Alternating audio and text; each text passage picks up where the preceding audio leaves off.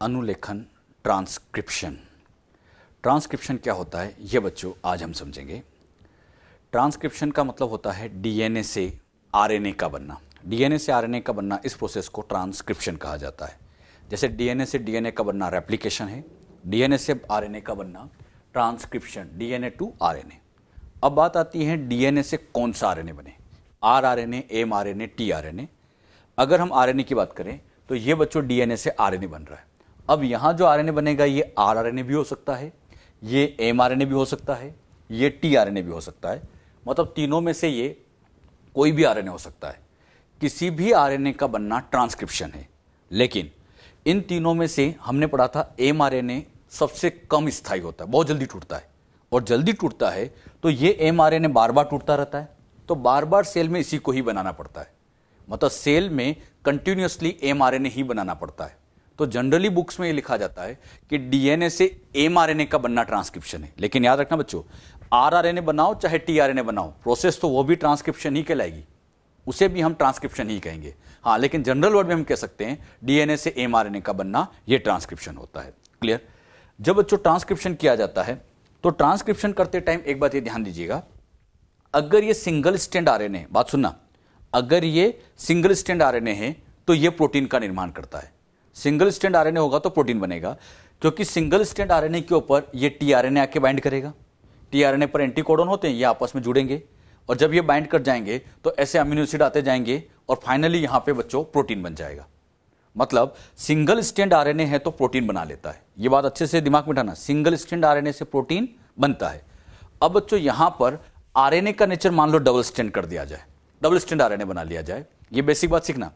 अब double strand RNA है, यहां पर अब ये टीआरएनए आया, लेकिन ये तो खुद ही आपस में जुड़ा हुआ है, तो इस टीआरएनए को बैठने की जगह नहीं मिलेगी, बाइंड ही नहीं कर पाता।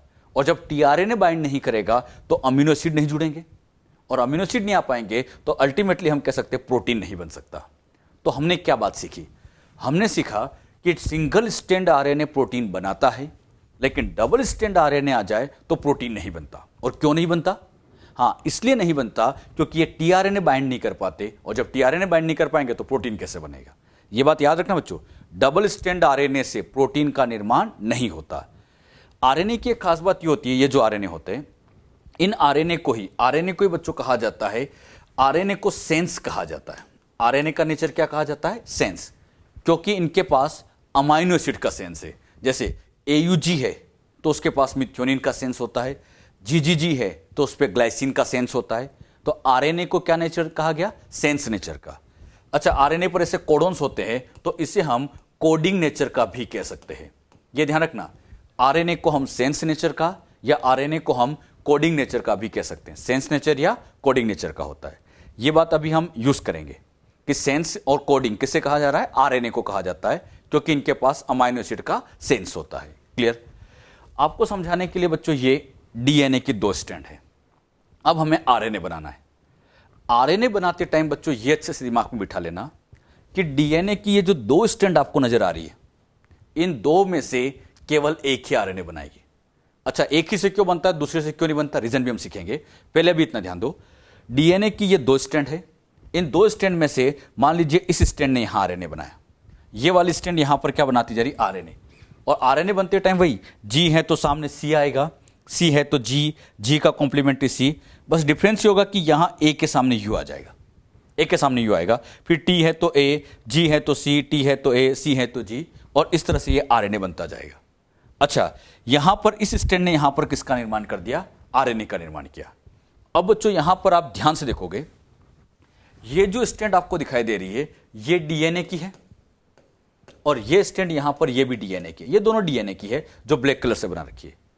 अब मैं डीएनए की इस स्ट्रैंड और इस आरएनए को कंपेयर करके देखूं तो आप लोगों को क्या देखने को मिलेगा? आप लोगों को देखने को मिला कि यहां सी है, ध्यान सुनना, यहां सी है, यहां भी सी है, सेम ही है। अच्छा, सी यहां सी, सेम ही कहेंगे, समान है। जी तो यहां जी, सी तो यहां सी। यहां पर बच्चों आपको यू दिख रहा है तो उसके बजाय यहां पर आपको टी आया, टी दिखाओ मिला। फिर ए तो ए, सी तो सी, ए तो ए, जी तो जी। आप एक बात देख रहे हैं कि जो आरएनए की सीक्वेंस यहां है वही सीक्वेंस यहां है, बस एक अंतर है। क्या अंतर है कि जहां इसमें यू था वहां इसमें टी था, बाकी तो ये आरएनए के जैसा है। अब हमने क्या सीखा था, आरएनए का नेचर क्या सेंस होता है, आरएनए का नेचर कैसा होता है, सेंस। अगर ये आरएनए का नेचर सेंस है तो ये तो आरएनए के जैसे ही तो है, ये आरएनए के जैसा है, तो ये जो स्ट्रैंड बनेगी, अब इस स्ट्रैंड को हम स्पेशल नाम दे सकते हैं सेंस स्ट्रैंड या कोडिंग स्ट्रैंड, कोडिंग रज्जू कह सकते हैं। बच्चों के दिमाग में बहुत बड़ा कंफ्यूजन होता है, सेंस स्ट्रैंड किसको कहते हैं? सेंस स्ट्रैंड उस स्ट्रैंड को कहा जाता है जो आरएनए नहीं बनाती है। अच्छे से लिख लेना, आरएनए नहीं बनाती है उसी को सेंस स्ट्रैंड कहा जाता है। अब बात आती है, ये आरएनए नहीं बना रही है, ये आरएनए नहीं बना रही है, फिर सेंस क्यों कहा? इसको सेंस इसलिए कहा है क्योंकि ये आरएनए के समान है, और आरएनए के समान था इसलिए इसको सेंस कहा। अरे ये आरएनए सेंस है तो ये समान ही था तो सेंस ही तो कहेंगे, तो इसीलिए इसको सेंस या कोडिंग रज्जू कहा जाता है। अब बात समझना, ये अगर सेंस स्टैंड है तो ये तो उसका जस्ट कॉम्प्लीमेंट्री था, तो अब इस स्टैंड को एंटी सेंस कह देंगे। उसको सेंस कहा तो इसको क्या कहेंगे, एंटी सेंस। अच्छा, एक वर्ड बच्चों को परेशान करता है, टेम्पलेट। फिर से टेम्पलेट की बात आ रही है। टेम्पलेट किसको कहते हैं? पुरानी स्टैंड जिससे कुछ नया बनता है, पुरानी स्टैंड जिससे कुछ बनता है। अब आप देखो, ये पुरानी स्टैंड है, इससे कुछ नया बन रहा है, ये ओल्ड स्टैंड, इससे कुछ बन रहा है, मतलब ये एंटी सेंस स्टैंड ही टेम्पलेट स्टैंड कहलाती है। क्या बात समझिए, कुछ समझ में आया? तो यहां पर एंटी सेंस स्टैंड को ही क्या कहा जाता है, टेम्पलेट स्टैंड कहा जाता है। एक बात और समझना, आरएनए का नेचर सेंस होता है, साथ ही साथ ये कोडिंग नेचर के होते हैं, और अगर ये कोडिंग है तो इस सेंस स्टैंड का दूसरा नाम देना पड़ा कोडिंग स्टैंड, क्योंकि ये आरएनए के समान था। तो हमने यहां क्या सीखा, बात को अच्छे से नोट कर लेना।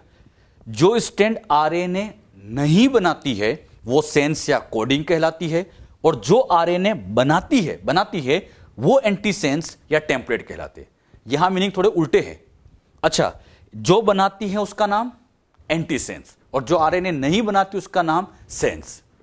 अब यहां पर एक बात फिर ध्यान दीजिएगा, जब भी आरएनए बनेगा, आरएनए जब भी बनेगा, डायरेक्शन तो 5 to 3 होती है। आप देख भी रहे होंगे, इस आरएनए बनने की दिशा को देखोगे तो यहां 5 है, यहां 3 है। यह बात हमने रेप्लिकेशन में भी पढ़ी थी कि नया जब भी कुछ भी बनता है 5 to 3 ही बनता है, तो आरएनए बनने की दिशा 5 to 3 हो गई। अच्छा, आरएनए बनने की दिशा 5 to 3 है, तो इस एंटी सेंस स्टैंड की दिशा 3' to 5' होगी।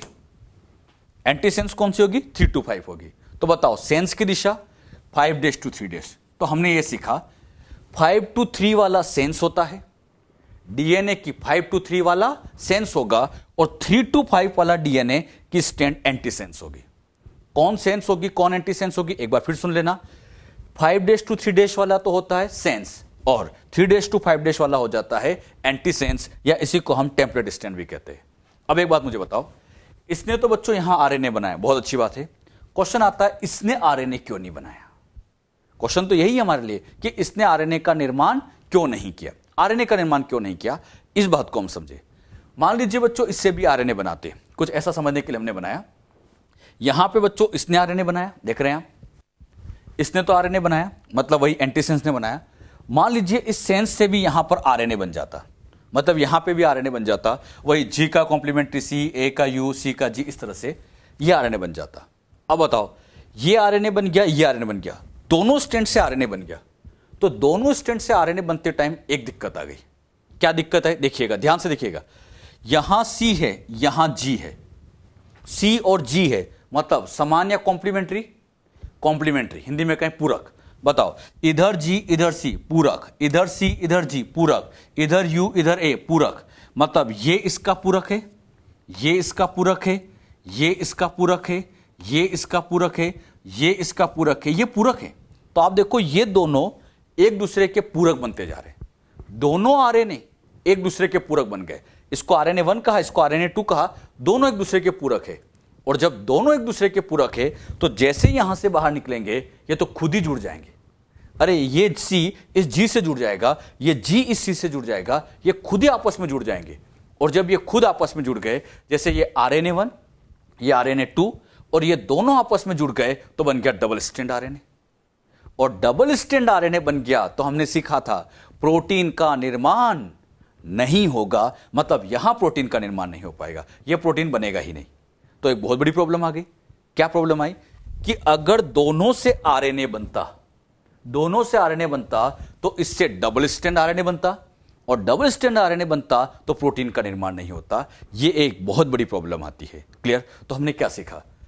यदि डीएनए के दोनों रज्जुकों से आरएनए का निर्माण होता, दोनों से आरएनए होता, तो दोनों आरएनए एक दूसरे के पूरक होते, जिसके कारण डबल स्ट्रैंड आरएनए बनता, और ये डबल स्ट्रैंड आरएनए प्रोटीन संश्लेषण का बाधित कर देता, मतलब इससे प्रोटीन संश्लेषण हो ही नहीं पाता। जो बात यहां समझे, क्लियर हुई बच्चों अच्छे से? तो ये बात आप अच्छे से ध्यान रखें कि प्रोटीन संश्लेषण हो ही नहीं पाता, ये एक बहुत बड़ी प्रॉब्लम हो जाती। अच्छा, पहली प्रॉब्लम, प्रोटीन बनता ही नहीं। एक प्रॉब्लम और होती, मान लीजिए ऐसा होता नहीं है, मान लीजिए कि ये आरएनए जाता और प्रोटीन बनाता, और ये भी प्रोटीन बनाता। समझाने के लिए हमने कुछ ऐसा ले लिया कि इस आरएनए ने गया और इसने प्रोटीन नंबर 1 बनाया, जुड़ नहीं पाया किसी वजह से, और ये गया और ये प्रोटीन 2 बना दिया। मतलब इस वाले से प्रोटीन 1 बना, इससे प्रोटीन 2 बना। अब आप देखो, डीएनए की ये भाग तो एक ही है, बस उसकी स्ट्रैंड खुल गई। ये एक ही भाग से 2 अलग अलग प्रोटीन तैयार हो गए, और दोनों प्रोटीन एक दूसरे के डिफरेंट बनेंगे, क्योंकि यहां कोडोन जीसीजी है जबकि यहां तो सीजीसी है। तो दोनों कोडोन अलग है तो प्रोटीन अलग बनेंगे, यानी ये जो दोनों प्रोटीन बनते एक दूसरे के डिफरेंट बनते। दोनों आरएनए से अगर प्रोटीन बनते तो दोनों प्रोटीन एक दूसरे से डिफरेंट होते, अलग अलग प्रोटीन बनते। और जब डीएनए के एक ही हिस्से से 2 अलग अलग प्रोटीन बनते तो ये दोनों प्रोटीन एक दूसरे के विपरीत काम करते। एक दूसरे के विपरीत से मतलब, मान लीजिए ये प्रोटीन गया और इसने क्या किया कि प्लांट की हाइट को बढ़ाया, इसने प्लांट की हाइट को बढ़ाएगा, तो ये वाला क्या करेगा, इसको आएगा और इसके हाइट को वापस छोटा कर देगा। मतलब एक दूसरे के विपरीत, एक हाइट बढ़ाता तो दूसरा के वापस छोटा कर देता, एक दूसरे के विपरीत काम कर देते। यानी जो आगे की जेनेटिक सिस्टम की जो ट्रांसमिशन की प्रोसेस है डिस्टर्ब हो जाती। क्या सीखा? डीएनए के एक खंड से 2 प्रोटीन बनते, एक खंड से 2 प्रोटीन बनते तो दोनों प्रोटीन एक दूसरे के विपरीत काम कर जाते, तो ये एक बहुत बड़ी प्रॉब्लम हो जाती। तो दूसरी प्रॉब्लम क्या होती है? डीएनए के एक खंड से 2 भिन्न भिन्न प्रोटीन का निर्माण होता, जिससे आनुवांशिक सूचना के स्थानांतरण तंत्र में जटिलता आ जाती, क्योंकि कई बार ये प्रोटीन एक दूसरे के विपरीत काम करने लग जाते, ये एक समस्या आ जाती। तो मैंने आपको 2 समस्या बताई, एक बार फिर सुनना। अगर दोनों से आरएनए बनता, पहली प्रॉब्लम, डबल स्ट्रैंड आरएनए बनता, प्रोटीन बनता ही नहीं। पहली प्रॉब्लम तो है कि प्रोटीन बनता ही नहीं, और दूसरी प्रॉब्लम, मान लो प्रोटीन बन जाता तो ये प्रोटीन एक दूसरे के विपरीत काम करने लग जाते, इससे आनुवांशिक सूचना स्थानांतरण तंत्र में जटिलता आ जाती। यह भी एक बड़ी समस्या है। तो सेल ने बहुत अच्छी समझदारी दिखाई, और यह समझदारी दिखाई कि इससे आरएनए बनाया ही नहीं, इससे आरएनए बनाया नहीं, केवल एक स्ट्रैंड से आरएनए बनाया, और जिससे आरएनए बनाया वो एंटीसेंस। मैं एक बार फिर पूछूंगा आपसे, जिससे आरएनए बनता उसका नाम एंटीसेंस, जिससे नहीं बनता उसका नाम सेंस। नहीं बनता फिर भी सेंस क्यों कहते हैं? यस, इसलिए कहा जाता है क्योंकि ये आरएनए के समान ही होता है, बस डिफरेंस इतना होता है, जहां इसमें टी है वहां इसमें यू होगा, इतना सा डिफरेंस होगा। क्लियर? अच्छा, जब भी आरएनए बनेगा दिशा हमेशा 5 to 3, आरएनए बनने की दिशा तो हमेशा 5 to 3 होगी। तो बताओ, एंटीसेंस की स्ट्रैंड 3 to 5 होगी और सेंस की स्ट्रैंड 5 to 3। अगर क्वेश्चन में 5 to 3 लिखा है तो यह समझ में आना चाहिए कि वो सेंस स्ट्रैंड लिखी है। क्वेश्चन में लिखा हुआ नहीं होगा, आपको पहचानना पड़ेगा। 5 to 3 लिखा है मतलब वो सेंस से, मतलब उससे प्रोटीन, उससे आरएनए नहीं बनता, आरएनए नहीं बनता। हां, जो 3 to 5 होता है वो एंटीसेंस होता है और उससे आरएनए बनाते हैं। एक क्वेश्चन मैं आपके सामने यहां लिखता हूं, वो क्वेश्चन आप पहले नोट कर लीजिएगा। ये बच्चों क्वेश्चन दिया है, डबल स्ट्रैंड डीएनए के एक रज्जुक में नाइट्रोजन क्षार का क्रम इस प्रकार है। इस डबल स्ट्रैंड डीएनए से बनने वाले आरएनए में नाइट्रोजन क्षार का क्रम क्या होगा? मतलब यह क्रम दिया है और इससे जो बनने वाला आरएनए, इसमें क्रम आपसे पूछा गया है। कर सकते हैं क्वेश्चन। 5 to 3 दिया है, सबको यह आंसर आना चाहिए। इस तरह के क्वेश्चन एग्जाम में बहुत आ चुके हैं बच्चों, तो यह पैटर्न सबको आना चाहिए, वेरी वेरी इंपॉर्टेंट। पहले मुझे बताओ, 5 to 3 दिया है, अगर 5 to 3 दिया है, यहां पर हमने ये 5 to 3 स्ट्रैंड लिखी, ये लिखा GCGAT, वही यहां पे मैंने लिख दिया। अब बताओ, ये 5 to 3 है। अब 5 to 3 वाली जो स्ट्रैंड होती है, सेंस एंटीसेंस, बोलो। हाँ, 5 to 3 दिया है मतलब ये सेंस स्ट्रैंड दी है, और आप सभी जानते हैं सेंस से आरएनए नहीं बनता। Very good. तो क्या करें? अगर डबल स्ट्रैंड डीएनए है तो दूसरी स्ट्रैंड पहले लिखो ना, बुराई क्या है? तो हम यहां पर दूसरी स्ट्रैंड लिख सकते हैं। ये 5' 3', ये G है, ये C है, C है, G है, यहां A है, यहां T है। ये बच्चों यहां पर हमने एंटीसेंस स्ट्रैंड लिखी है, ये एंटीसेंस स्ट्रैंड लिख दी। मतलब पहले लिखी सेंस स्ट्रैंड, फिर एंटीसेंस। क्वेश्चन में सेंस दिया है लेकिन हमने पहले एंटीसेंस भी लिख दी। अब बताओ, सेंस वाले से आरएनए बनता है या एंटीसेंस? यस, एंटीसेंस वाले से आरएनए बनेगा। यानी अब इसके हिसाब से आरएनए बनाते जाएंगे। तो 3' है तो यहां 5' आएगा, C है तो G, G है तो C, और इस तरह से आरएनए बनेगा। मतलब इसके अनुसार आरएनए बनेगा। क्वेश्चन में सेंस दिया तो आपको क्या करना है? पहले एंटीसेंस लिखना है और फिर उसके हिसाब से आरएनए बनाना है। बात समझ में?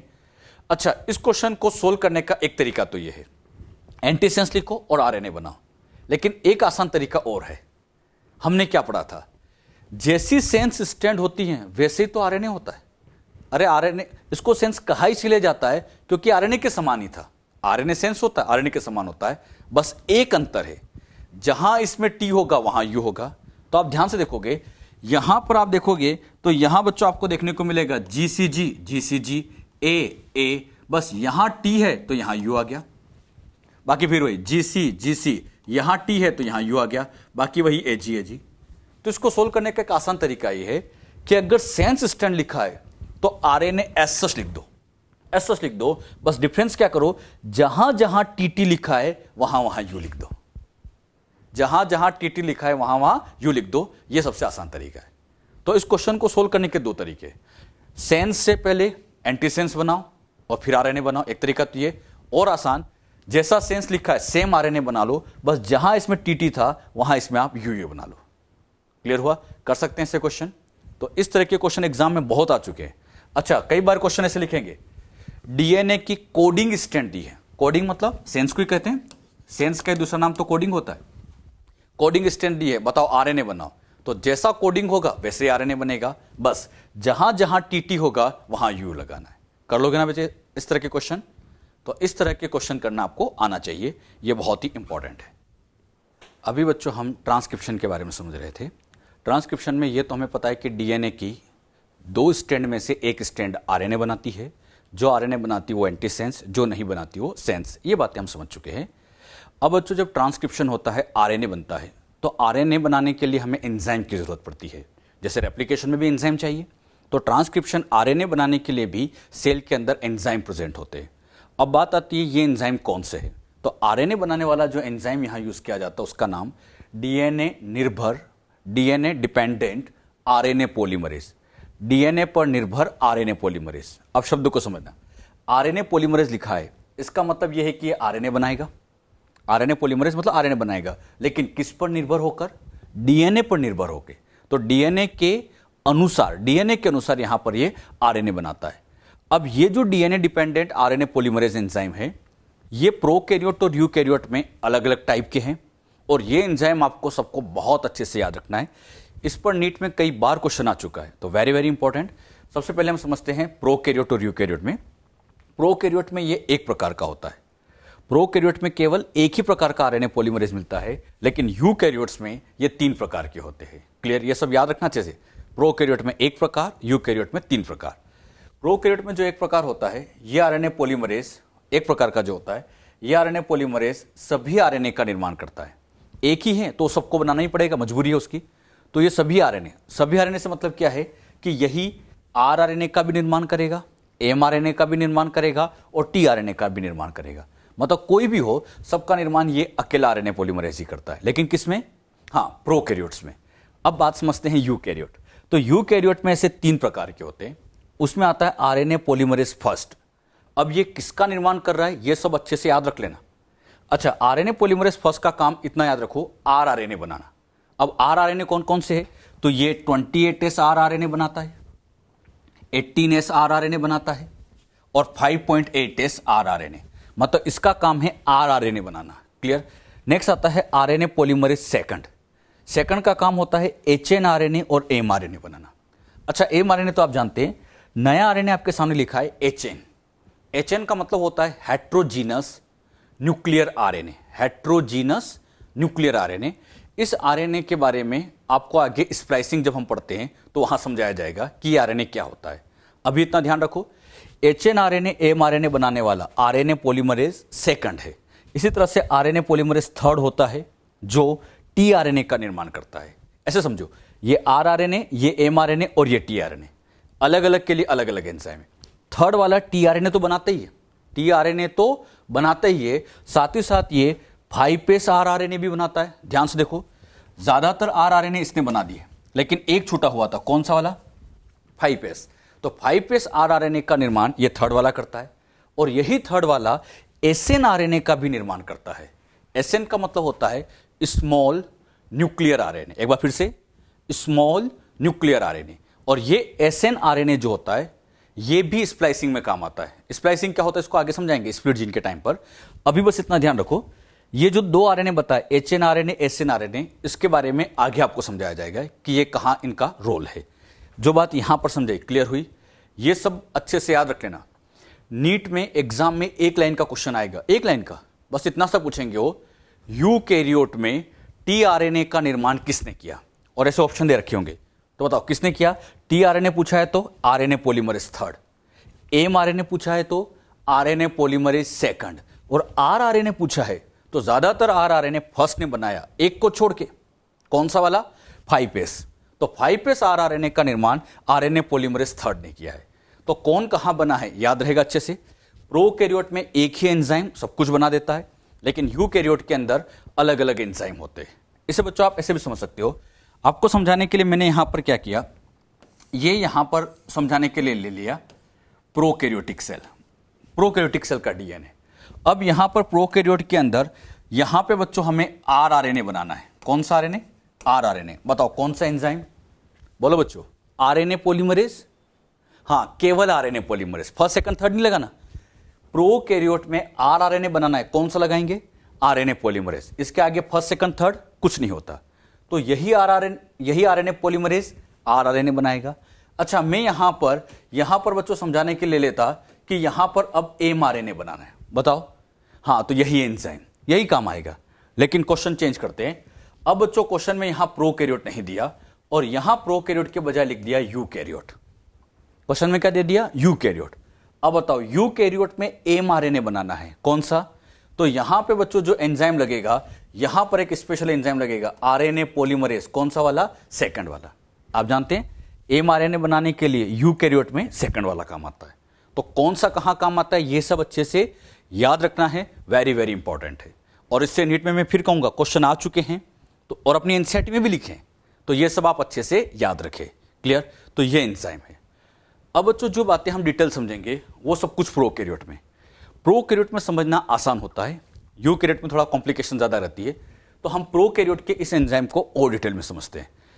प्रोकैरियोट में जो आरएनए पॉलीमरेज है, इसमें दो पार्ट है। आरएनए पॉलीमरेज में पहला पार्ट आता है कोर एंजाइम, और इसी के साथ यहां प्लस लगा होता है sigma factor. RNA polymerase core enzyme plus sigma factor, और ये दोनों मिलकर यहां बना देते हैं आरएनए पॉलीमरेज होलो एंजाइम। अच्छा, ये जो बच्चों आरएनए पॉलीमरेज कोर एंजाइम है, इसके साथ, कोर एंजाइम के साथ सिग्मा फैक्टर जुड़ता है। कोर एंजाइम सिग्मा फैक्टर जुड़ेगा, और जैसे सिग्मा फैक्टर जुड़ता है ये कंप्लीट होलो एंजाइम बनता है। होलो मतलब कंप्लीट, तो कंप्लीट एंजाइम बनता है जिसका नाम आरएनए पॉलीमरेज है। अब बात आती है आरएनए पॉलीमरेज कोर एंजाइम किसको कहा जाता है? कोर एंजाइम उसको कहा जाता है जिसके अंदर इस तरह के सब यूनिट्स होती है।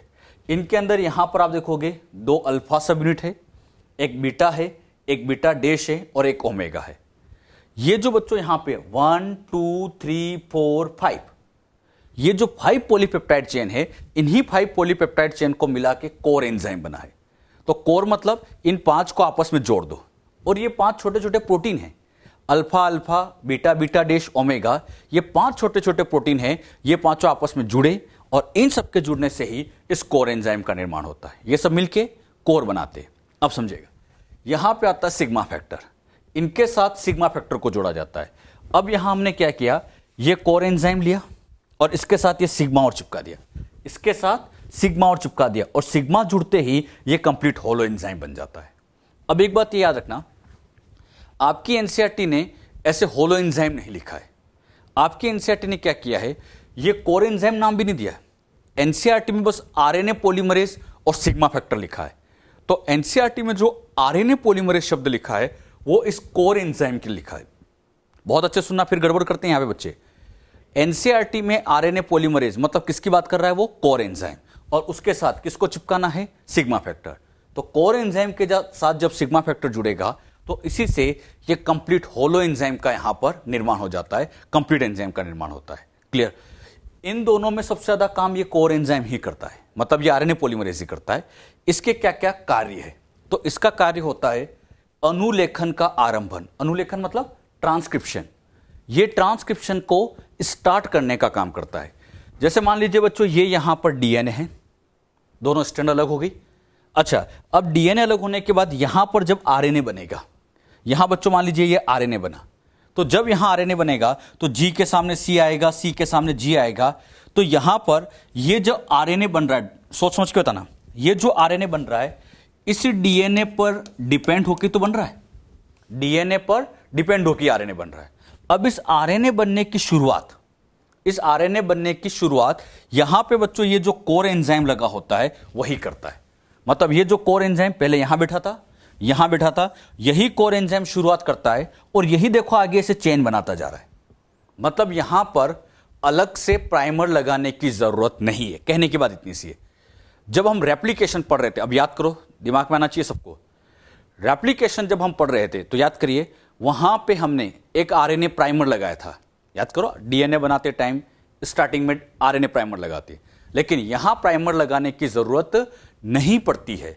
यहां ये शुरुआत करने का काम ये कोर एंजाइम ही कर देता है। मतलब यही आरएनए पॉलीमरेज, यही आरएनए पॉलीमरेज यहां चेन भी बनाता जाता है, और साथ ही साथ ये जब आगे जाता जाएगा तो ये जो आगे के हाइड्रोजन बॉन्ड दिख रहे हैं, डीएनए में जो हाइड्रोजन बॉन्ड दिख रहे हैं, ये तोड़ने का काम भी ये कोर ही करेगा।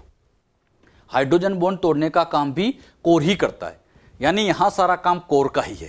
क्या क्या काम कर सकता है कोर? कोर शुरुआत भी करता है, कोर चेन भी बनाता है, और कोर हाइड्रोजन बॉन्ड भी तोड़ता है। याद करिए, जब हम रेप्लिकेशन पढ़ रहे थे, रेप्लिकेशन, तो वहां हाइड्रोजन बॉन्ड तोड़ने वाला, वेरी गुड, हेलिकेस था। लेकिन यहां हेलिकेस की जरूरत नहीं है, यहां तो ये कोर ही सब करता है। तो कोर का पहला काम अनुलेखन का आरंभन करना, दूसरा 5' 3' दिशा में बहुलीकरण, मतलब ये चेन बनाना, आरएनए की श्रृंखला का निर्माण करता है, और यही हाइड्रोजन बॉन्ड को तोड़ता है। सब कुछ काम ये अकेले ही करेगा। मतलब ये किसी और पे निर्भर नहीं है, ये खुद सब काम करता है। तो बात आती है, ये काम सब कुछ कोर ही कर रहा है, कोर ही सब कुछ करता है। इसलिए आपके एनसीईआरटी में कोर को ही क्या मान रखा है? आरएनए पॉलीमरेज मान रखा है। क्लियर। अब इसके साथ क्या जुड़ता है? Sigma factor. ये जो कोर दिख रहा है, अब इसके साथ यहां पर आकर ऐसे बच्चों इसके साथ सिग्मा फैक्टर को इसके साथ ऐसे जोड़ दिया जाता है। ये जो सिग्मा फैक्टर आता है, इसका एक छोटा सा कार्य होता है, प्रमोटर की पहचान करता है। अब बात आती है प्रमोटर क्या है। प्रमोटर के बारे में आपको आगे समझा दिया जाएगा, अभी नहीं। प्रमोटर के बारे में हम पढ़ेंगे, थोड़ी देर बाद इसको समझा देंगे कि प्रमोटर क्या है। अभी इतना ध्यान रखो, प्रमोटर की पहचान करना है तो कौन सा फैक्टर काम आता है? सिग्मा। तो बताओ, कोर ज्यादा काम करता है सिग्मा? ज्यादातर काम कोर ही करता है। इसीलिए एनसीईआरटी ने कोर को ही आरएनए पॉलीमरेज लिखा है। कोर क्या क्या कर सकता है? ये शुरुआत कर सकता है, चेन यही बनाता है, और हाइड्रोजन बॉन्ड भी यही तोड़ता है। मतलब सारा काम ये अकेला आरएनए पॉलीमरेज खुद ही करता है। आरएनए पॉलीमरेज बहुत बढ़िया एंजाइम है, सब कुछ काम खुद करना पसंद करता है। लेकिन वो जो डीएनए पॉलीमरेज पहले पढ़े थे रेप्लिकेशन वाले, बड़े आलसी है। वो बस बैठ के चेन बनाते हैं, बाकी उनके काम, सारे काम दूसरे ही करते हैं। याद करो, वहां हाइड्रोजन बॉन्ड तोड़ने वाला, वेरी गुड, हेलिकेस, स्टार्ट करने वाला आरएनए प्राइमर, प्राइमेज, तो वहां सारे काम दूसरे करते थे। वो तो कहते थे हम बस बैठ के चेन बनाएंगे। लेकिन यहां पर आरएनए पॉलीमरेज बहुत अच्छा काम कर रहा है। ट्रांसक्रिप्शन में जो आरएनए पॉलीमरेज काम आता है, ये सब कुछ काम खुद ही करता जाता है। क्लियर। तो ये एंजाइम के बारे में जो समझाया, ये आप अच्छे से ध्यान रखें। कोर के साथ क्या जुड़ता है? सिग्मा फैक्टर, तभी जाके कंप्लीट एंजाइम बनता है। हाँ, ज्यादातर काम कोर ही करता है, इसलिए इस कोर को ही क्या लिखा जाता है? आरएनए पॉलीमरेज लिखा जाता है। क्लियर। अच्छा, ये क्या क्या होता है, ये सब बातें हमने समझी। अब इसी में हम नेक्स्ट पॉइंट अब समझते हैं, और वो है लेते हैं ट्रांसक्रिप्शन यूनिट, हिंदी में कहें अनुलेखन इकाई। अनुलेखन इकाई क्या होता है? बहुत ध्यान से इन चीजों को अब समझिएगा। क्लियर। आपको समझाने के लिए ये बच्चों मैंने डीएनए बना दिया। बड़ा सा डीएनए है। अब हमें आरएनए बनाना है, आज हम आरएनए बनाना पड़ रहे हैं। आरएनए बनाना है तो कहां से शुरू करें? जहां से ये डीएनए शुरू होता होगा यहीं से आरएनए बनना शुरू होता होगा, और ये आरएनए ऐसे बनता जाता होगा, बनता जाता होगा, बनता जाता होगा, और जहां डीएनए खत्म होता होगा वहां जाके आरएनए नीचे गिर जाता होगा। ऐसा होता होगा? नहीं, ऐसा नहीं होता है, ऐसा होता ही नहीं है। तो बात आती है फिर क्या होता है। एक बात दिमाग में बहुत अच्छे से बिठा लीजिए, कभी भी पूरा डीएनए आरएनए नहीं बनाता। डीएनए का एक छोटा भाग, एक छोटा खंड आरएनए बनाने में यूज किया जाता है, और उसी छोटे से खंड को ही अनुलेखन इकाई, ट्रांसक्रिप्शन यूनिट कहा जाता है। मान लीजिए इस डीएनए में ये एक छोटा सा भाग है, और ये छोटा सा भाग यहां पे बच्चों निर्माण करने जा रहा है आरएनए का। यहां बच्चों इस छोटे से भाग ने क्या बना दिया? आरएनए। तो मुझे बताओ, ये जो आरएनए बनाया इस पूरे डीएनए ने बनाया या इस छोटे भाग ने? बोलो बच्चों, बहुत ध्यान सुनिएगा। छोटे से भाग ने ही आरएनए बनाया। अरे छोटे से भाग में तो बनाए, और इस छोटे से भाग का नाम ट्रांसक्रिप्शन यूनिट। क्या कहेंगे? Transcription unit. मान लीजिए एक आरएनए यहां पे बन गया, एक आरएनए यहां बन गया, यहां बच्चों एक आरएनए का निर्माण हो गया। अब यहां पे जो आरएनए बन गया, तो ये जो छोटी सी इकाई हुई, नाम बोलो, ट्रांसक्रिप्शन यूनिट। अच्छा, ऐसी ट्रांसक्रिप्शन यूनिट इस डीएनए पर बहुत सारी हो सकती है, कई सारी हो सकती है। इस ट्रांसक्रिप्शन यूनिट में टोटल 3 भाग होते हैं। इसके 3 भाग में पहला पार्ट आता है पी मतलब प्रमोटर, दूसरा भाग आता है जीन, और तीसरा भाग आता है टी मतलब टर्मिनेटर।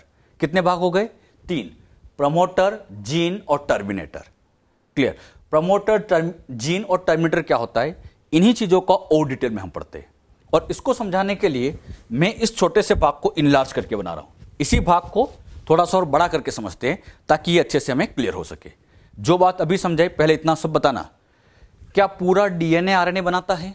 नहीं, डीएनए का एक छोटा सा भाग आरएनए बनाने में काम आता है, और उस छोटी सी इकाई का नाम ट्रांसक्रिप्शन यूनिट, अनुलेखन इकाई कहते हैं।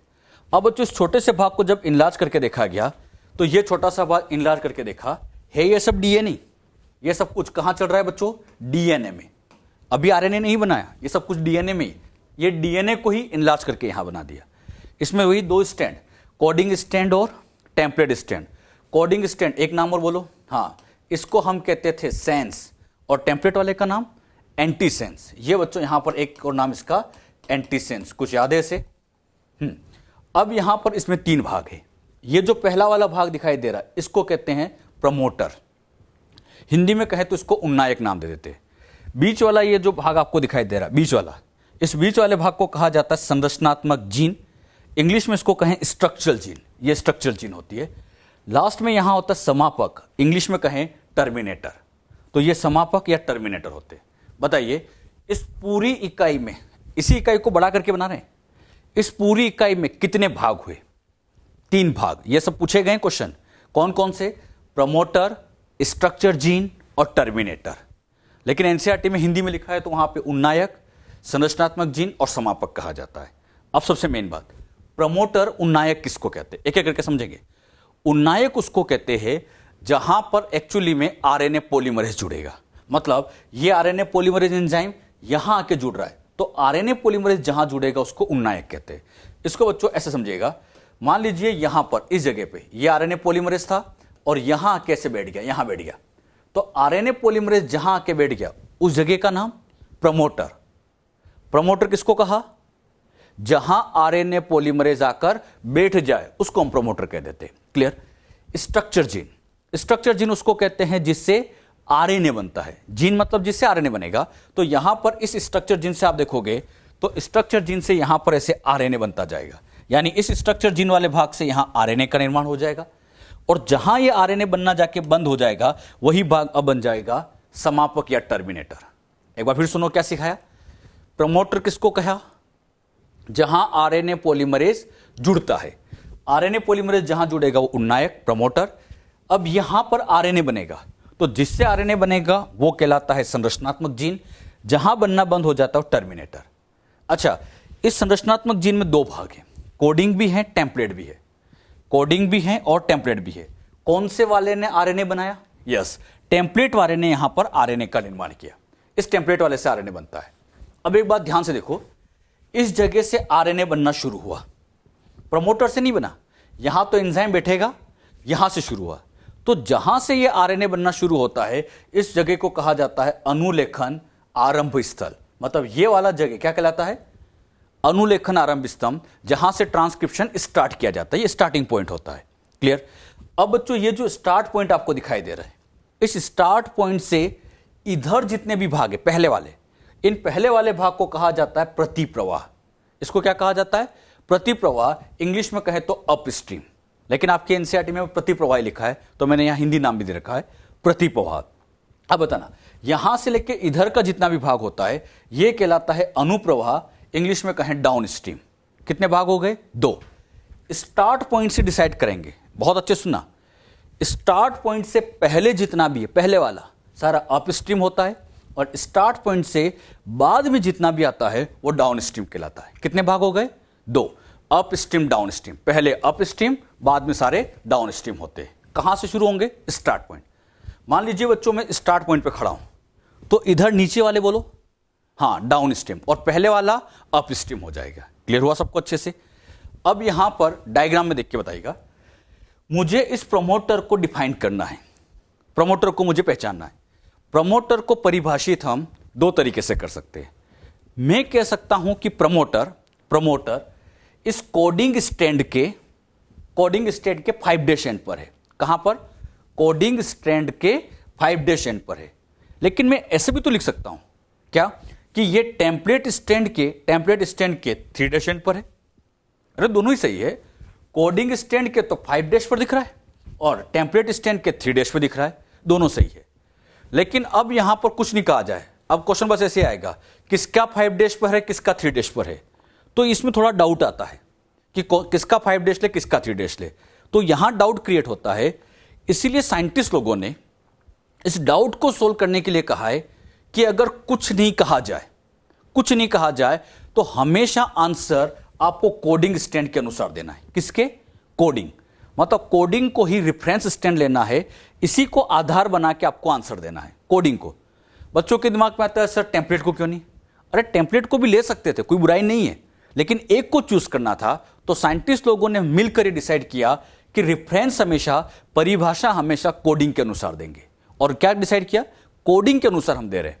और डिसाइड ये किया कि अगर हम प्रमोटर के बारे में पूछे, मैंने कहा प्रमोटर 5' पर है। कहां पर? 5' पर है, तो ये अपने आप समझ जाओ कि जो 5' में कह रहा हूं ये अपने आप कोडिंग स्टैंड का है, कुछ नहीं कहा है, तो ये कोडिंग का ही लेके चलना है। क्वेश्चन में लिखा जाए नहीं लिखा जाए, कोडिंग के अनुसार परिभाषा देनी है। अब एक बार आप बताना अच्छे से, मुझे इस टर्मिनेटर की परिभाषा देनी है। बताओ, टर्मिनेटर, मैंने कहा टर्मिनेटर 3' एंड पर है। कहां पर? टर्मिनेटर 3' एंड पर है। मैंने ये नहीं कहा कोडिंग नॉन कोडिंग, कुछ नहीं कहा, मैंने कहा टर्मिनेटर 3' पर है, तो ये अंडरस्टूड है, ये अपने आप समझना है कि ये सब कुछ कोडिंग के अनुसार है। तो कोडिंग के 5' और 3' पर, 5' पर प्रमोटर और 3' पर टर्मिनेटर होता है। अब बच्चों अगर मैं प्रमोटर को एग्जैक्ट आपको डिफाइन करूं तो मैं प्रमोटर को डिफाइन करना सिखाऊंगा, टर्मिनेटर आप बोलेंगे। पहले प्रमोटर सीखो, प्रमोटर को डिफाइन करना है। कैसे प्रमोटर को डिफाइन करेंगे? तो हम कहेंगे ये कोडिंग स्टैंड के 5' एंड पर अपस्ट्रीम है। एक बार फिर बोलता हूं, कोडिंग स्टैंड के 5' एंड पर अपस्ट्रीम है। तो बताओ बच्चों टर्मिनेटर को कैसे डिफाइन करोगे? बोलो। हां, टर्मिनेटर कोडिंग स्टैंड के 3' एंड पर किस साइड? डाउनस्ट्रीम साइड है। अरे बात समझ में? 3' एंड पर डाउनस्ट्रीम साइड होता है। तो कैसे ये प्रमोटर टर्मिनेटर डिफाइन किया जाता है? क्लियर हुआ? और हम किसके अनुसार आंसर देंगे? कोडिंग के अनुसार। कोडिंग के अनुसार इसलिए देते हैं, ये बस साइंटिस्ट लोगों ने मिलकर डिसाइड किया हुआ है। क्लियर? इसके अनुसार भी दे सकते थे, लेकिन साइंटिस्ट लोगों ने इसको मान के ही आंसर देने की कहा है, तो हम इसी को ही मान के आंसर देंगे। जो बातें यहां पर अभी समझाई गई, क्लियर हुई सबको अच्छे से? जो बात मैंने समझाई एक बार मैं फिर बोल रहा हूं, ढंग से सबको आंसर आना चाहिए। क्या पूरे डीएनए से आरएनए बनता है? नहीं, डीएनए का एक छोटा भाग आरएनए बनाने में काम आता है। इस इकाई का नाम बोलो। बोलो बच्चों, ट्रांसक्रिप्शन यूनिट। इसमें कितने भाग है? 3। कौन कौन से? Promoter, structure gene, terminator. Promoter किसको कहा? जहां आरएनए पॉलीमरेज जुड़ता है उसका नाम प्रमोटर।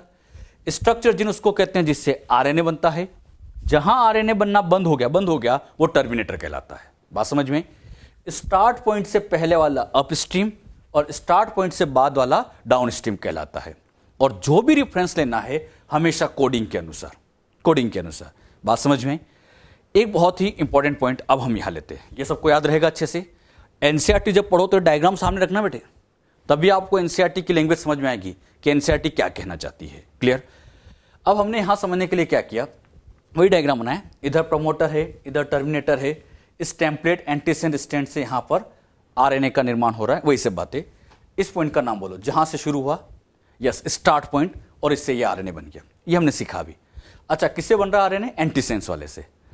अब जो हमने क्या समझदारी दिखाई, हमने ये समझदारी दिखाई कि इस टर्मिनेटर को यहां से उठाया, प्रमोटर की जगह लगा दे, टर्मिनेटर को प्रमोटर की जगह लगा दे और प्रमोटर को लगा दे टर्मिनेटर की जगह।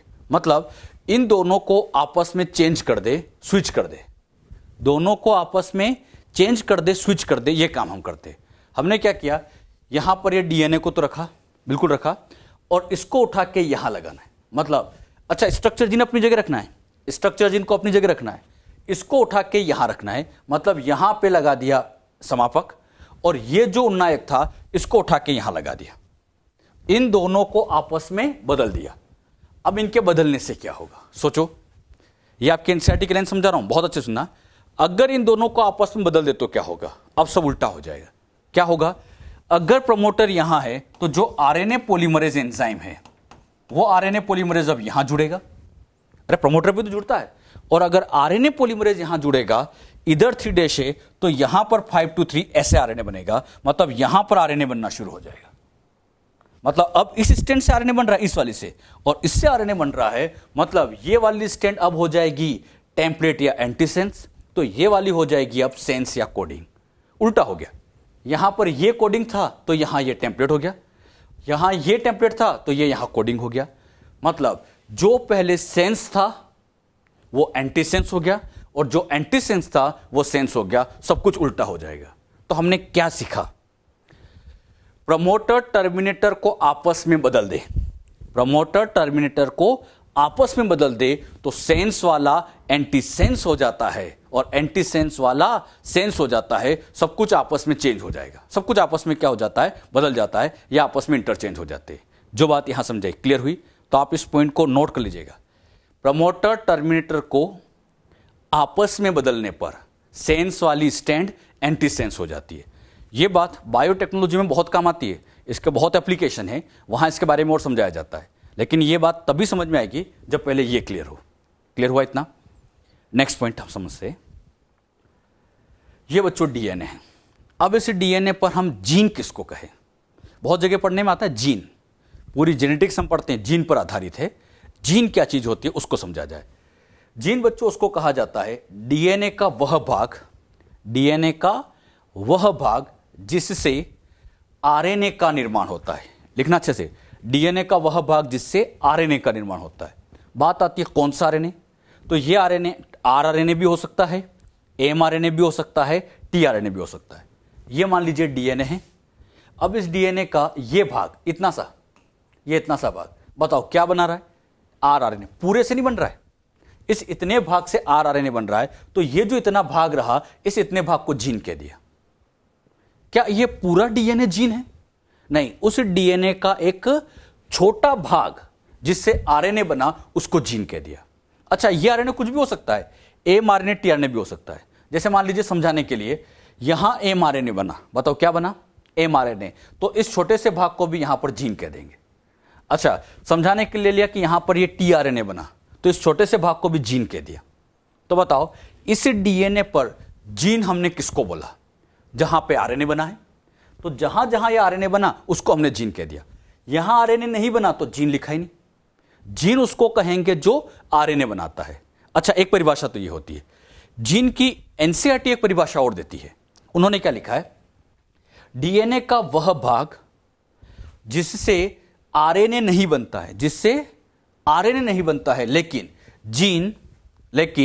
जीन नियमन, जीन रेगुलेशन का काम करता है, उसे भी जीन कहा जाता है। एक बात समझना अच्छे से, डीएनए का वह भाग जो आरएनए का निर्माण नहीं करता, प्रोटीन का निर्माण नहीं करता, जिसके पास रेगुलेशन का कार्य होता है वो भी जीन कहलाता है। इस बात को आप ऐसे समझिएगा, ये बच्चों यहां पर मैंने एक भाग बनाया और मान लीजिए ये इतना सा भाग यहां से लेके और यहां तक का, ये जो इतना सा भाग आपको दिखाई दे रहा है, ये इतना सा भाग यहां पर रेगुलेशन में काम आ रहा है। कहां काम आ रहा है बच्चों? रेगुलेशन। ये इतना सा भाग यहां पर इस तरह से ये रेगुलेशन के अंदर काम आ रहा है। तो जो भाग रेगुलेशन के अंदर काम आता है उसको हम जीन कह सकते हैं। रेगुलेशन क्या होता है अभी नहीं समझेंगे, इसके लिए तो अपना पूरा एक टॉपिक ही है जीन रेगुलेशन, वहां पढ़ाएंगे। ये इतना सा भाग, इतने से भाग को पर चर्चा कर रहे हैं हम। इस इतने से भाग ने रेगुलेशन करा दिया। कैसे करा दिया आगे बढ़ाएंगे। इतने से भाग ने रेगुलेशन करा दिया और इतने से भाग ने रेगुलेशन करा दिया, तो ये जो इतना भाग है इस इतने से भाग को भी क्या नाम दे दिया? जीन। इस भाग को भी जीन कह दिया। मतलब यहां पर आप देख रहे हो ना कोई आरएनए बना ना कोई प्रोटीन बना। आरएनए का निर्माण यहां पर नहीं हुआ, प्रोटीन का निर्माण नहीं हुआ, लेकिन फिर भी इसको जीन कह रखा है। क्यों? क्योंकि रेगुलेशन नियमन में काम आ रहा है, तो इसी को हम जीन कह सकते हैं। तो आपको समझाने के लिए जीन की दो परिभाषा हो गई, ढंग से सुनना। वह भाग जो आरएनए बनाता है जीन कहलाता है, जहां जहां आरएनए बन रहा है जीन कहला रहा है। आरएनए नहीं बना रहा है लेकिन फिर भी जीन कह दिया क्योंकि रेगुलेशन में काम आ रहा है, तो इसको भी हम जीन कह सकते हैं। बात समझ में? एक बात मुझे बताओ, ये भाग है तो डीएनए, ये भाग ना तो आरएनए बना रहा है, ना ये रेगुलेशन कर रहा है, ना ये रेगुलेशन कर रहा है, कुछ नहीं। ये भाग कुछ नहीं कर रहा है, मतलब ये भाग जीन नहीं है। ये भाग यहां पर जीन नहीं है, ये जीन है ही नहीं। हम जीन बस इन दो को कह सकते हैं। तो क्वेश्चन समझना, ये जीन डीएनए है, ये जीन डीएनए। जितनी भी जीन आपको दिखाई दे रही है सब डीएनए, लेकिन सारा डीएनए जीन नहीं होता। एक बहुत अच्छा पॉइंट लिखते हैं, सभी जीन्स, जितनी भी जीन से डीएनए है, अरे जितनी भी जीन से डीएनए तो ही है, लेकिन सभी डीएनए जीन नहीं होते। ये सभी डीएनए जीन नहीं होता। ये पॉइंट भी बहुत इंपॉर्टेंट है, इसको भी आप ध्यान रखिए। एक वर्ड और बच्चों को बहुत परेशान करता है, वो कहलाता है सिस्ट्रोन। हिंदी में कहें संपार। सिस्ट्रोन किसको कहा जाता है? सिस्ट्रोन बच्चों उसको कहते हैं डीएनए का खंड जीन पर केवल एक पॉलीपेप्टाइड श्रृंखला की सूचना होती है, उसे हम सिस्ट्रोन कह देते हैं। डीएनए का वह खंड जिस पर केवल एक पॉलीपेप्टाइड श्रृंखला की सूचना होती है, उसी को क्या कह दिया जाता है? सिस्ट्रोन। एक पॉलीपेप्टाइड की सूचना है तो उसको हम सिस्ट्रोन कह देते हैं। अब बात को बहुत ध्यान समझिएगा। अगर हम प्रोटीन की बात करें तो प्रोटीन बनाने की सूचना एमआरएनए के पास होती है। एम मतलब मैसेंजर। अब ये जो मैसेंजर आरएनए है, इसी मैसेंजर आरएनए ने यहां प्रोटीन बना दिया। क्या बना दिया? प्रोटीन। अब मेरा क्वेश्चन, क्या इस पूरे डीएनए के पास इस प्रोटीन, इस पॉलीपेप्टाइड बनाने की सूचना है? प्रोटीन मतलब पॉलीपेप्टाइड। इस प्रोटीन बनाने की सूचना पूरे डीएनए के पास नहीं है। इस प्रोटीन बनाने की सूचना इस एमआरएनए के पास है और इस एमआरएनए बनाने की सूचना यहां बैठी है। अरे यही तो सूचना बैठी है। तो ये जो सूचना वाला भाग बैठा है, इसी छोटे भाग को सिस्ट्रोन कह देंगे। एक बार फिर सुनो, क्या कहा मैंने? जिस भाग के पास इस प्रोटीन बनाने की सूचना थी वही सिस्ट्रोन है। या और सिंपल शब्दों में समझाऊं, वह भाग जिससे एमआरएनए बनता है, सभी नहीं, वह भाग जिससे एमआरएनए बनता है उसको हम सिस्ट्रोन कह देंगे। बताइए यहां क्या बना? आरआरएनए। इससे प्रोटीन की सूचना नहीं है, मतलब यह भाग सिस्ट्रोन नहीं है, यह भाग सिस्ट्रोन नहीं है। सिस्ट्रोन उसी भाग को कहेंगे जिससे एमआरएनए बनता है। क्लियर? एक बार फिर सुनो क्या क्या मैंने सिखाया अभी, क्योंकि ये थोड़ा सा कॉम्प्लिकेटेड है, लेकिन आना सबको अच्छे से चाहिए। जीन किसको कहा? बोलो बच्चों। जीन उसको कहा डीएनए का वो भाग जो आरएनए बनाए, कोई भी आरएनए हो, लेकिन उसी जीन को सिस्ट्रोन कहेंगे। उसी जीन को सिस्ट्रोन कहेंगे जो स्पेशली एमआरएनए बना दे। एमआरएनए बना दे उसी जीन को क्या नाम देंगे? सिस्ट्रोन, क्योंकि उसी के पास इस प्रोटीन की सूचना होगी। बात समझ में आई? तो आप ये डायग्राम बना के समझो, ज्यादा अच्छा समझ में आएगा। तो डायग्राम जरूर बना के रखें बच्चे आप, क्योंकि डायग्राम से ही समझ में आता है कि एग्जैक्टली क्या होता है। क्लियर हुआ सबको अच्छे से? अच्छा, जीन यहां पे हम अभी ये जो समझ रहे हैं ट्रांसक्रिप्शन कैसे होता है, अभी तक मैंने इसके एंजाइम बता दिए और ये कहा कि डीएनए का एक छोटा भाग आरएनए बनाने में, ट्रांसक्रिप्शन करने में काम आता है। क्लियर? अब ट्रांसक्रिप्शन आरएनए कैसे बनता होगा उसकी क्रियाविधि पे हम ध्यान दें। मैकेनिज्म, अनुलेखन की क्रियाविधि, मैकेनिज्म ऑफ ट्रांसक्रिप्शन। ट्रांसक्रिप्शन की जो मैकेनिज्म है, ट्रांसक्रिप्शन की जो मैकेनिज्म है, इसको बहुत ध्यान से आप समझें। सबसे पहले हम यहां पे समझते हैं प्रोकैरियोट्स के अंदर। प्रोकैरियोट के अंदर बच्चों ये वही ट्रांसक्रिप्शन यूनिट, उन्नायक है, संरचनात्मक जीन है, समापक है, प्रमोटर, टर्मिनेटर है, ये आरंभन स्थल जहां से आरएनए बनेगा। अब बात समझना, प्रोकैरियोट में इस आरंभन स्थल मतलब स्टार्ट पॉइंट से अगर हम इस डायरेक्शन में जाए, बताओ बच्चों, अप स्ट्रीम डाउन स्ट्रीम, अच्छा इधर जा रहे प्रमोटर की तरफ जा रहे तो अप स्ट्रीम। अप स्ट्रीम जाने पर यहां पर अप स्ट्रीम जाने के बाद एक सीक्वेंस देखने को मिली, और ये जो सीक्वेंस होती है इसका नाम है TATAAT। ये जो क्रम देखने को मिला है, इस स्पेशल क्रम को कहा जाता है प्रिब्नोबॉक्स। प्रिब्नोबॉक्स कहां है एक बार फिर समझना, प्रोकैरियोट में स्टार्ट पॉइंट से, आरंभन स्थल से अप स्ट्रीम जाते, और कितना अप स्ट्रीम सुनना, यहां पे पहला बेस पेयर, दूसरा, तीसरा, ऐसे यहां पर लगभग 10 बेस पेयर। कितने बच्चों, यहां लगभग 10 बेस पेयर। स्टार्ट पॉइंट से 10 बेस पेयर अप स्ट्रीम गए, और अप स्ट्रीम जाने के बाद 6 बेसेस का ये सीक्वेंस देखने को मिला, 1 2 3 4 5 6। इन 6 बेस की जो सीक्वेंस है क्या है, TATAAT सीक्वेंस, और इसी सीक्वेंस को प्रिब्नोबॉक्स कह देते हैं। ये कहां मिलता है, प्रोकैरियोट्स में। एक बार फिर सुनो, इस पूरे एरिया का नाम बोलो प्रमोटर। इस प्रमोटर के अंदर ये छोटा भाग जो आपको दिखाई दे रहा है, यही प्रिब्नोबॉक्स है। स्टार्ट पॉइंट से 10 पेयर पहले होता है। अब बात करते हैं यूकैरियोट्स की। यूकैरियोट में भी सेम वही बात है, वही आरंभन स्थल, लेकिन इस बार आरंभन स्थल से 10 नहीं, कितने जाओ, 20। यहां कितने गए थे, 10, यहां 20। 20 बेस पेयर अप स्ट्रीम जाने पर यहां एक क्रम देखने को मिला।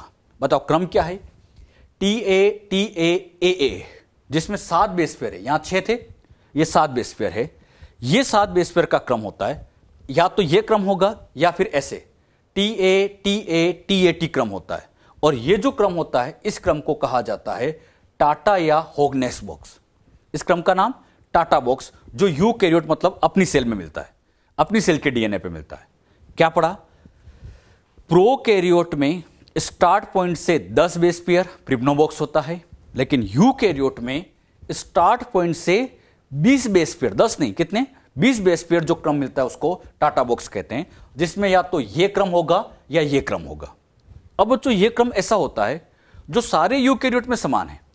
अगर 20 बेस पेयर के बाद अपनी सेल में ये क्रम है, तो दूसरे जीवधारी में भी चेक करोगे तो यही मिलेगा।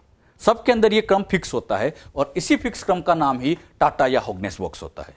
क्लियर, तो प्रिब्नोबॉक्स कहां है, प्रोकैरियोट्स में, और टाटा बॉक्स कहां है, यूकैरियोट्स के अंदर। जो बात यहां समझे, क्लियर हुई। इसी को और डिटेल में हम पढ़ते हैं। ये बच्चों यहां पर वही प्रिब्नोबॉक्स था, ये प्रमोटर है, ये स्ट्रक्चर जीन, ये टर्मिनेटर, ये स्टार्ट पॉइंट। अब बताओ, सबसे पहले इस प्रमोटर पे आके कौन सा एंजाइम जुड़ेगा, नाम बोलो उसका।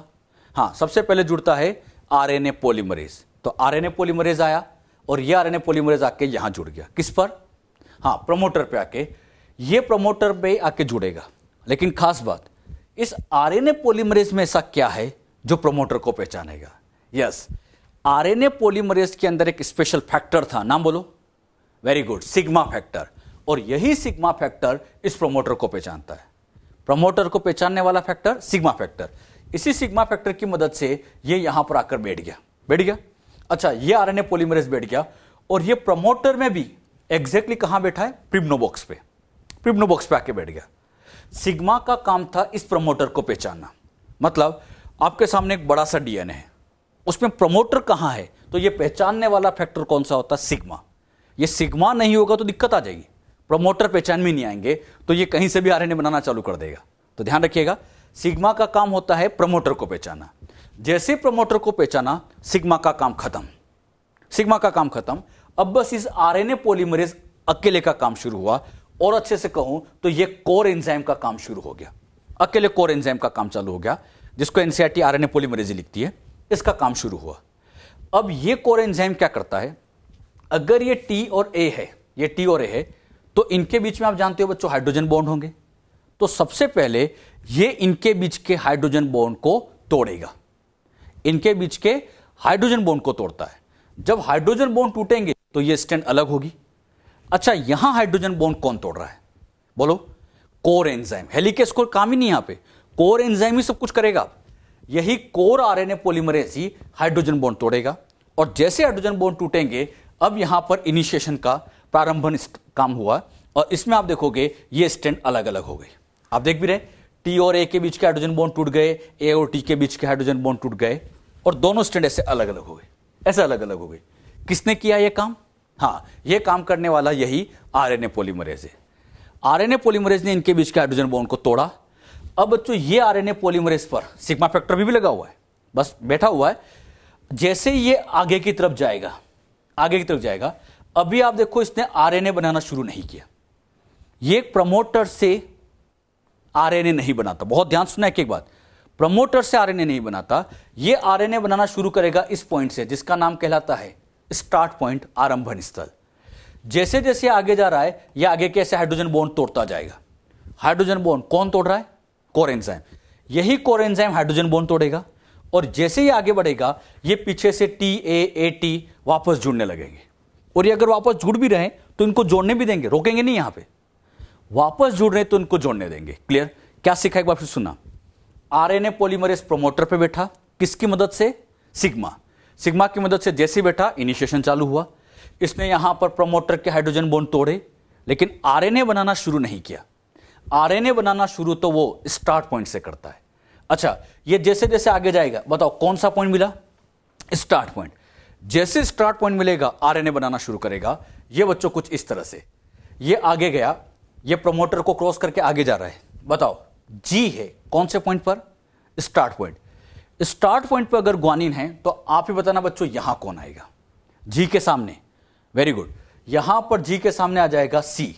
ये सी आया।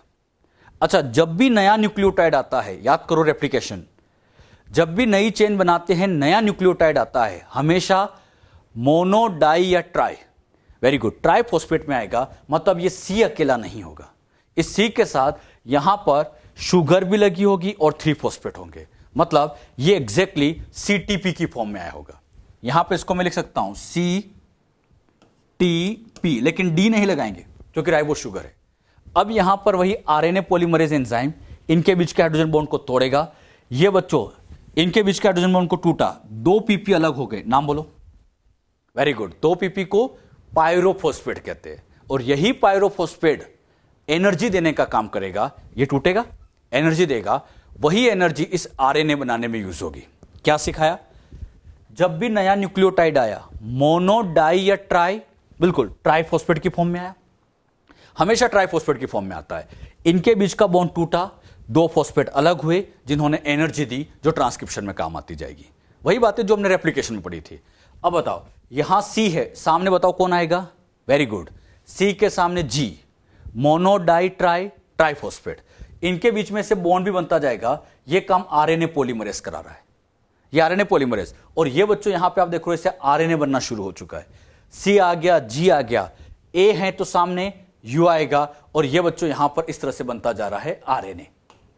बताओ बच्चों क्या बनता जा रहा है? आरएनए। डीएनए की ये स्टैंड आरएनए बना रही है, मतलब वही एंटीसेंस। इस सेंस वाली, ये ऊपर वाली जो थी ये सेंस वाली, इस सेंस वाले से आरएनए नहीं बनता है, एंटीसेंस से आरएनए बन रहा है। अच्छा, जो आरएनए यहां पर बना है, जितना आरएनए बना, धीरे धीरे ये आरएनए इस डीएनए से बाहर भी निकलेगा। ऐसा नहीं कि डीएनए पे चिपका के रखेंगे, इसको बाहर निकालेंगे तभी तो आगे जाके प्रोटीन बनाएगा। यहां से इसको बाहर भी निकालेंगे। ये चेन बनाने का काम ढंग से बताना आरएनए पॉलीमरेज ही कर रहा है। आरएनए पॉलीमरेज यहां पर एक साथ कई काम कर रहा है। क्या क्या कर रहा है? आगे की तरफ तो ये हाइड्रोजन बॉन्ड तोड़ रहा है, पीछे आरएनए की चेन बना रहा है। जितनी आरएनए की चेन बनती है, इस चेन को यहां से ये बाहर भी निकाल देता है। आरएनए की चेन को ये यहां से क्या कर देता है? बाहर भी निकाल देता है। ये ऐसे आरएनए की चेन बाहर आ गई। अच्छा, आरएनए की चेन को बाहर भी आरएनए पॉलीमरेज ही करेगा। और जैसे ये चेन बाहर आई, इधर का सी, इधर का जी, अब ये वापस जुड़ने लगेगा। डीएनए फिर से जुड़ने लगेगा, फिर ये जी, ये सी आपस में जुड़ने लगेंगे। ये काम होता जा रहा है। एक साथ यहां पर कई काम चल रहा है। एक बार फिर सुनो, आगे की तरफ हाइड्रोजन बॉन्ड टूट रहे हैं, पीछे चेन बन रही है।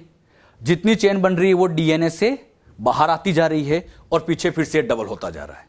ये सारा काम एक साथ ही चल रहा होता है, एक साथ चल रहा होता है। अब बताओ, क्या आरएनए की चेन बनना शुरू हुई थी? कहां से? स्टार्ट पॉइंट से। ये आरएनए बनना शुरू हो चुका है। डीएनए क्या बनाना चालू कर चुका है? आरएनए। प्रमोटर से नहीं बना, इस संरचनात्मक जीन से आरएनए बनना शुरू हो गया। अब ये आगे की तरफ चलता जाएगा और यहां पर जैसे जैसे ये आगे की तरफ चलता जाएगा ये चेन बड़ी होती जाएगी, ये चेन यहां पर ऐसे लगातार बड़ी होती जाएगी। अब ये जैसे जैसे आगे जाएगा, आगे जाते ही अब ये जो सिग्मा फैक्टर है, थोड़ी सी चेन बनते ही अब इस सिग्मा फैक्टर को यहां से हटा देंगे। मतलब थोड़े टाइम बाद आप देखोगे सिग्मा फैक्टर पृथक कर दिया जाएगा, ये फैक्टर यहां से पृथक कर दिया जाएगा। जैसे सिग्मा फैक्टर पृथक हुआ, अब यहां चालू हो गया इलोंगेशन। अभी तक इनिशिएशन था, आरएनए पॉलीमरेज आकर बैठा, हल्की सी चेन बनाना शुरू कर रहा था, ये इनिशिएशन था। अब स्टार्ट हो चुका है इलोंगेशन, दीर्घीकरण। अच्छा, दीर्घीकरण में आप देखोगे सिग्मा फैक्टर हट चुका है, यानी अकेला कोर एंजाइम, अकेला आरएनए पॉलीमरेज अब काम करेगा। यहां पर आप ध्यान से देखोगे तो ये बच्चों अकेला आरएनए पॉलीमरेज काम करता जा रहा है, सिग्मा है ही नहीं, अब सिग्मा तो हट गया। अच्छा, आप ही बताना क्या क्या हो रहा है, आगे की तरफ कौन से बॉन्ड तोड़ रहा है, सभी एक साथ बोलेंगे, कौन से बॉन्ड टूट रहा है, हाइड्रोजन बॉन्ड। क्लियर, क्या यहां पर चेन बनती जा रही है, कौन बना रहा है, आरएनए पॉलीमरेज। जितनी चेन बन रही वो बाहर, और डीएनए पीछे से वापस जुड़कर डबल होता जा रहा है। एक साथ कई काम हो रहे हैं। एक बार फिर बोलो, आगे हाइड्रोजन बॉन्ड टूट रहे हैं, पीछे आरएनए की चेन बनती जा रही है, जितनी चेन बन रही है वो बाहर आती जा रही है, डीएनए से बाहर आती जा रही है, और साथ साथ डीएनए फिर से डबल होता जा रहा है। क्लियर, यहां पर ये चेन बनना शुरू हो चुका है, लगातार लंबी चेन बनती जा रही है, और लंबी चेन का बनना इसी को इलोंगेशन कहा जाता है। इलोंगेशन मतलब ऐसे लॉन्ग चेन का निर्माण हो रहा है। अब बताओ, ये आगे चलता जाएगा, आगे चलता जाएगा, चेन बनती आएगी, कहां तक, कहां तक ये चेन बना है। यस, यही आरएनए पॉलीमरेज अकेला ही इलोंगेशन करता जाएगा तब तक जब तक कि समापक टर्मिनेटर ना आ जाए। चलते जाएंगे टर्मिनेटर तक, मतलब आगे हम चलते गए, अब चलाते हैं समापन की प्रोसेस। यहां पे बच्चों ये चलते गए, ये चलता गया, कहां पहुंच गया आरएनए पॉलीमरेज, समापक पर। जैसे ये समापक पे पहुंचता है, यहां पर एक फैक्टर आके जुड़ता है जिसका नाम है रो फैक्टर। ये जो यहां पे बना रखा है बच्चों, इस फैक्टर का नाम बहुत इंपॉर्टेंट, इस फैक्टर का नाम होता है रो फैक्टर, जिसको आरएचओ लिखा जाता है। रो फैक्टर कहां आके जुड़ा, समापक पे। जैसे यहां रो फैक्टर आके जुड़ता है, आरएनए बनना बंद हो जाता है। तो क्योंकि ये बच्चों रो फैक्टर क्या करता है, इस आरएनए पॉलीमरेज को आगे जाने नहीं देता, आरएनए पॉलीमरेज को आगे बढ़ने नहीं देता, तो चेन बनना रोक देता है। चेन बनने को रोकने वाला कौन था, रो फैक्टर। कहां पे जाकर रुका, टर्मिनेटर समापक पे, और इस वाले भाग से फाइनली क्या बन गया, आरएनए। तो एक बात बताओ, डीएनए तो बहुत बड़ा होता है, क्या पूरा डीएनए आरएनए बनाता है, नहीं, ये छोटा भाग। इस छोटे भाग में 3 सेक्शन थे, डीएनए तो इधर भी बहुत बड़ा है, इधर भी बहुत बड़ा है, छोटे भाग ने आरएनए बनाया। कैसे बनाया, एक आउटलाइन में फिर दे रहा हूं, सबको अच्छे से आना चाहिए। एक बार फिर सुन लो। सबसे पहले प्रमोटर पे आरएनए पॉलीमरेज आकर यहां बैठ गया, यहां पर कौन आके बैठ गया, आरएनए पॉलीमरेज। बताना किसकी मदद से, सिग्मा। क्लियर, फिर ये बच्चों इस स्टार्ट पॉइंट पे जाएगा, स्टार्ट पॉइंट से ये आरएनए बनाना शुरू करेगा, ये आरएनए बनता जाएगा, आरएनए बनता गया, स्ट्रक्चर जिनसे बनता जाएगा, और तब तक बनता रहेगा जब तक कि समापक ना आए। समापक पे कौन सा फैक्टर होता है, रो फैक्टर, जो बनने को रोक देता है।